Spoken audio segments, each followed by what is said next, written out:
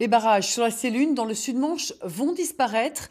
Après des années de bataille entre pros et anti, le ministre de la Transition écologique Nicolas Hulot a tranché. Il a demandé le lancement d'un vaste projet de restauration de la biodiversité du fleuve côtier.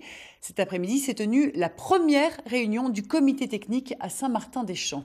Jean-Yves Gélébar avec Joël Amar.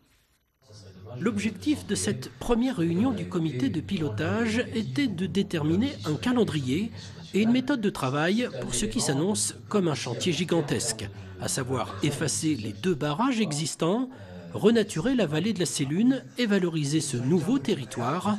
L'État jouera son rôle de locomotive, mais la réussite du projet repose sur la mobilisation de tous.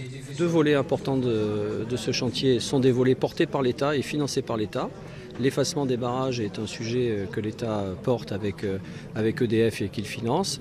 Le sujet de renaturation est aussi un sujet porté par l'État avec ses opérateurs, notamment l'Agence de l'eau. Mais le 3e volet, qui est celui de la valorisation pour ce territoire, de la mise en mouvement des acteurs pour utiliser au mieux ce que sera la vallée une fois renaturée, ça c'est une action qui demande la coopération de tous.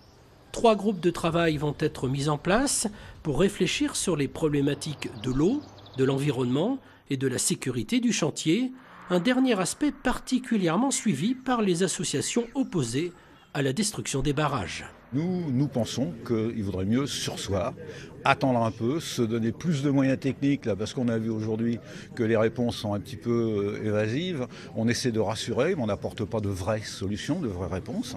Si le calendrier est respecté, le premier barrage de Vezin devrait être démonté pour le printemps 2020, celui de La Roche-qui-Boit en 2021.